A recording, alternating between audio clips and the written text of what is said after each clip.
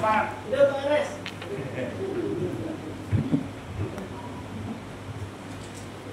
Selamat pagi menjelang siang kawan-kawan. Saya pada hari ini mencoba, jadi bukan mencari pemenang, tapi ikut memeriahkan dalam rangka menyambut Paskah kita. Sebelum saya mulai, saya perkenalkan diri saya berasal dari Sintang, perbatasan Malaysia, berikut Tengah Hilir. Kasus saya mencuri uang negara. Saya di sini udah hampir 2 tahun. Nama saya Cerdus Awen. Untuk para dewan juri, terima kasih yang telah datang, telah menyaksikan dan telah memberi nilai kepada kawan-kawan yang terdahulu tadi sudah hadir. Saya pada pagi hari ini membedah isi daripada kitab Yohanes 20 ayat 26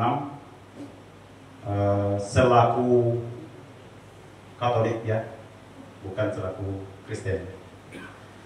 Salam sejahtera bagi kita semua. Firman Tuhan yang akan saya sampaikan adalah saya ambil dari Yohanes pasal yang ke-20 ayat yang ke-26, dan temanya adalah sebagaimana tema Paskah di 2025 ini, yaitu damai sejahtera Kristus di tengah keluarga, yang berbunyi 8 hari kemudian murid-murid Yesus berada kembali di dalam rumah itu, dan Thomas bersama-sama dengan mereka. Sementara pintu-pintu terkunci, Yesus datang dan ia berdiri di tengah-tengah mereka dan berkata, damai sejahtera bagi kamu.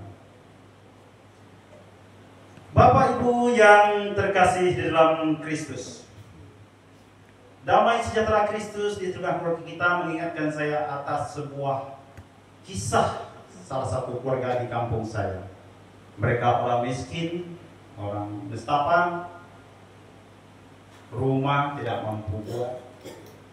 Mereka makan hasil daripada bahasa kasar kendera ketemu itu bekuli.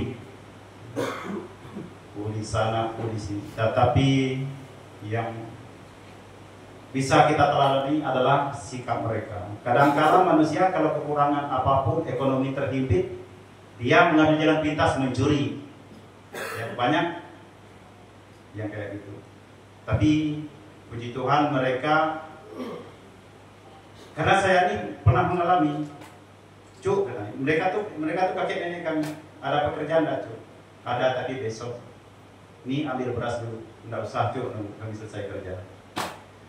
Nah, kita kutip dari kisah keluarga mereka, berarti damai sejahtera Kristus itu memang benar-benar hadir di keluarga mereka, dan damai sejahtera Kristus itu tidak memandang taraf ekonomi kita.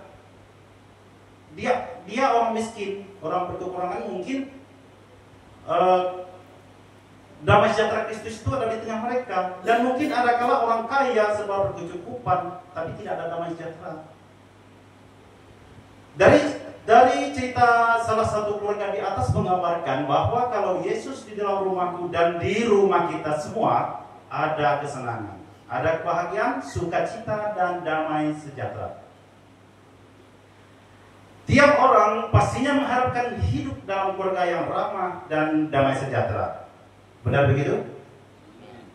Keluarga yang penuh dengan kebahagiaan atau happy family, dan untuk menciptakan keluarga yang bahagia dan damai sejahtera, maka berbagai macam usaha dilakukan oleh setiap anggota keluarga.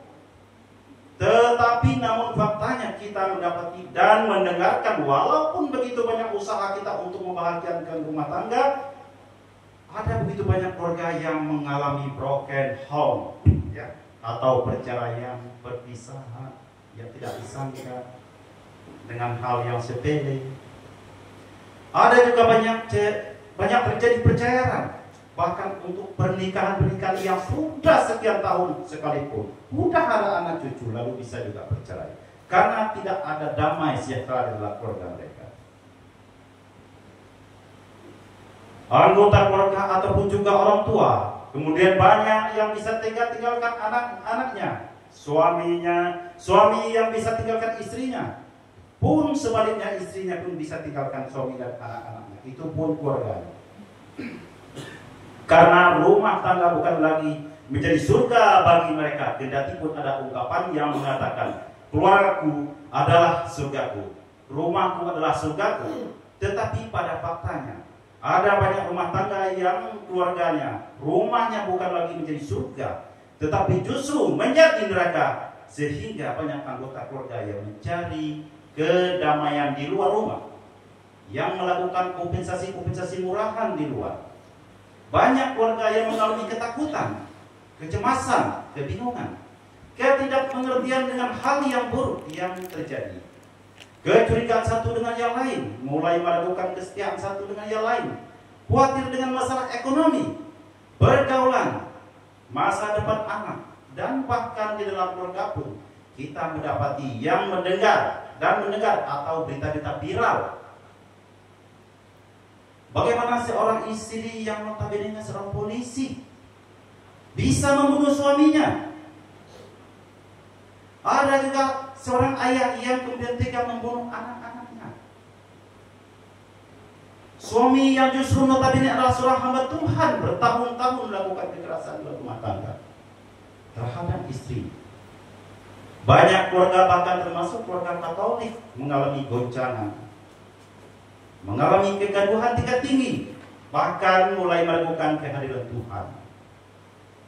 Yang diakui bahwa Tuhan Yesus adalah kepala keluarga yang pastinya selalu hadir di dalam rumah tangga orang-orang Katolik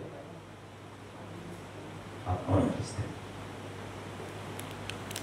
Tetapi sebagian kita mulai meragukan, dan gangguan ini juga kurang lebih sama dengan apa yang pernah dialami oleh seorang murid Kristus, yaitu Thomas. Dia juga mulai meragukan. Jangankan kita yang sekarang, Thomas, seorang murid Yesus, juga pernah meragukan Yesus. Dia mengalami kehilangan damai sejahtera, ia mengalami kebingungan, ia mengalami keraguan dan ketidakpercayaan akan kebangkitan Yesus dan yang adalah gurunya sendiri. Itulah sebabnya ketika teman-temannya mengatakan ayat yang ke-25, kami telah melihat Tuhan. Tetapi Thomas justru berkata kepada mereka, sebelum saya melihat bekas paku di tangannya, dan sebelum aku menjojokkan jariku ke dalam bekas paku itu, dan mencucukkan tanganku ke dalam lambungnya, sekali-kali aku tidak akan percaya. Nah, itu murid Yesus. Jangankan kita. Ketidakpercayaan akan kebangkitan Kristus membuat Thomas ragu, kendati pun teman-temannya katakan, kami melihat Tuhan. Dan benar, kami telah melihat Tuhan. Kami telah melihat bekas paku di tangannya, dan di kakinya bekas tombak di lambungnya. Dan dikatakan pada ayat yang ke-20, mereka bersukacita ketika melihat Tuhan yang bangkit. Dan Tuhan Yesus yang bangkit bukan hanya hadir dan memberi bukti akan kebangkitannya melalui bekas luka di tangan dan kaki dan bekas tombak di lambungnya, tetapi ia juga memberi jaminan kepada mereka dengan berkata, damai sejahtera bagimu, damai sejati yang aku miliki, aku berikan kepadamu dan kepada saudara sekalian. Dalam Yohanes pasal 20 minimal ada 3 kali kebangkitannya Tuhan Yesus berkata, damai sejahtera bagi kamu. Itulah di ayat 19, 21 dan ayat yang ke-26. Nah, Bapak Ibu saudara sekalian yang dikasihi dalam Tuhan Yesus Kristus yang bangkit, kita semua tahu bahwa dalam kondisi, dalam segala hal, keadaan yang tersulit, yang tergalau sekalipun, yang sangat dibutuhkan kita dalam kondisi seperti itu adalah damai Kristus, bukan hal yang lain. Maka jangan cari duit, jangan cari itu, cari damai Kristus. Ketika Maria Magdalena dalam Matius pasal 28 ayat yang ke-9 datang ke kuburan Tuhan Yesus dan dikatakan terjadi gempa bumi, dan dia mulai mengalami kebingungan, bahkan mengalami ketakutan. Jangan-jangan mayat Tuhan Yesus dicari telah dicuri orang. Tetapi malaikat Tuhan katakan, kenapa kamu mencari dia yang hidup di tengah-tengah orang mati? Dalam ketakutan, kebingungan, ketidakmengertian, dan di dalam kegalauan, tiba-tiba Yesus hadir dan berkata, memberi salam kepadanya. Salam bagi. Salam di sini artinya salam sejahtera bagimu, yang di dalam Yohanes pasal 14 ayat yang ke-27.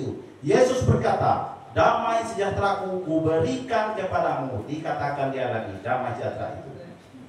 Nah, saudara-saudara yang terkasih dalam Tuhan Yesus Kristus, damai sejahtera Kristus yang datang menyapa kepada Maria Magdalena yang ketakutan. Damai sejahtera Kristus juga datang di antara para murid-muridnya yang bertemu satu dengan yang lain. Damai sejahtera Yesus juga datang ketika para murid dan Thomas berkumpul, dan damai sejahtera itu juga kuberikan kepadamu. Bagi kamu yang bingung, yang galau, yang sedih, bagi kamu yang dalam ketakutan. Dalam makna terdalam ketika Yesus katakan, waktu kita sudah selesai. Oh ya, tunggu sebentar ya. Ini masih semangat nih.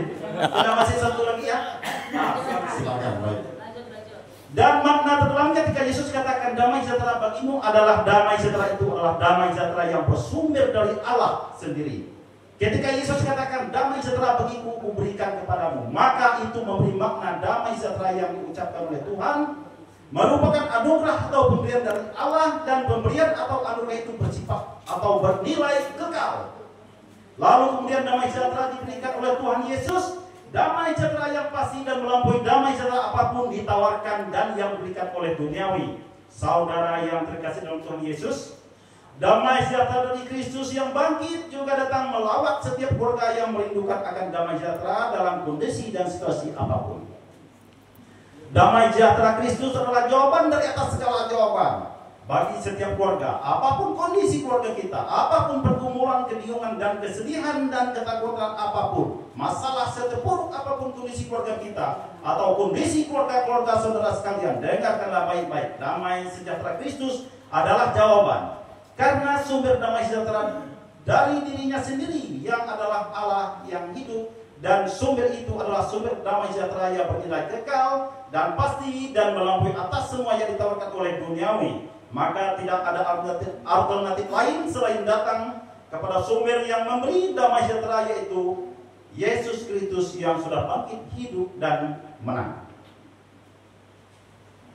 Masih dua lagi nih Pak, bentar ya. Tanggung nih. Iya, Izin Pak, jadi ya. Kita mengingat waktu juga Pak.